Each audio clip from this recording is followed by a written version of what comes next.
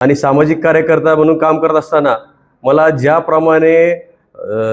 आमदार सुरेश धस यांनी ज्याप्रमाणे हॅरेसमेंट केली व स्वतःच्या राजकीय पदाचा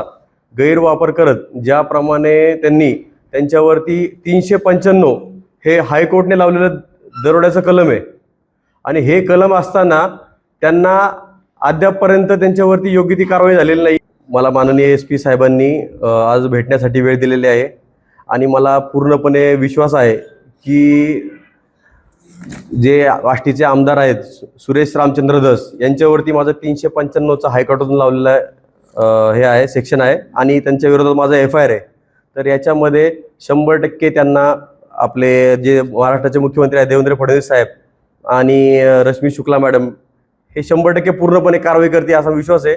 आणि ज्या पद्धतीने त्यांनी आष्टीमध्ये दहशत म्हणजे विरोधात जे उभं राहतात त्यांच्यावरती दहशत माजवायचं काम केलेलं आहे। त्यांनी जर का ह्या गोष्टीमध्ये जर न्याय मिळाला नाही तर 26 तारखेला मी 26 तारखेला जर का 26 तारखेच्या आतमध्ये जर का सुरेश धस यांना त्यांच्या आमदारकीचा राजीनामा व त्यांना अटक झाली नाही तर मी विधान भवनाच्या दारामध्ये आत्मदहन करणार आहे, ही माझी या निमित्त मागणी। आता हे सुरेश अण्णांचे जे वागणं आहे ते काय आमच्या महाराष्ट्राच्या आणि आष्टी तालुक्याच्या पुढच्या पिढ्या खराब करणारं ते राजकारण आहे, ते काय आम्ही चालू देणार नाही। त्यांच्या विरोधामध्ये मी कायम काम करणार आणि 24 तास मी आष्टीमध्ये राहणार आणि जे काय होईल त्याचे परिणाम तुम्ही 26 तारखेपर्यंत अटक करू नका। मी 100% तुम्हाला सांगतो विधान भवनाच्या दारामध्ये मी आत्मदहन करून घेणार आहे, कारण मी हॅरेसमेंट माझी एवढी झालेली आहे आष्टीच्या बाहेर जेवढी काय विषय असते त्या आष्टीच्या बाहेर जाऊनच द्यायचं नाही आणि पोलीस प्रशासनाने त्यांच्यावरती अजिबात कारवाई करायची नाही। याच्यासाठी मी आता नैराश्यात आहे सर्व गोष्टीमुळे। सारखे गंभीर गुन्हे हे बीड पोलीस प्रशासनाने सुरेश धस यांच्या दहशतीखाली आष्टीमध्ये जसा ह्या सर्व आकांचा बॉस आणि यांचं ज्याप्रमाणे दहशतीचं काम चालू आहे त्याच्या विरोधामध्ये मी सध्या जर का मला न्याय मिळाला नाही तर मी 26 तारखेला विधान भवनाबाहेर आत्मदहन करणार आहे। मी या निमित्ताने आपल्या सर्वांना एक सांगतो आणि मला SP साहेबांनी आज भेटण्याची वेळ दिलेली आहे, त्यामुळे मी SP साहेबांसमोर आज त्यांना जाऊन भेटणार। माझं गारणं सगळं मी सर्व पुराव्यासहित 1000 पानाचे पुरावे हे माननीय मी SP साहेबांना आणि मला निश्चित विश्वास आहे की माननीय SP साहेब हे देवेंद्र फडणवीस साहेबांच्या नेतृत्वामध्ये ज्या पद्धतीने आपल्या महाराष्ट्राचे भ्रष्टाचार मुक्त महाराष्ट्र करण्याचं न्यायालयामध्ये माझं सर्व प्रकरण आहे आणि सर्व गोष्टी न्यायालयात माझ्या आहेत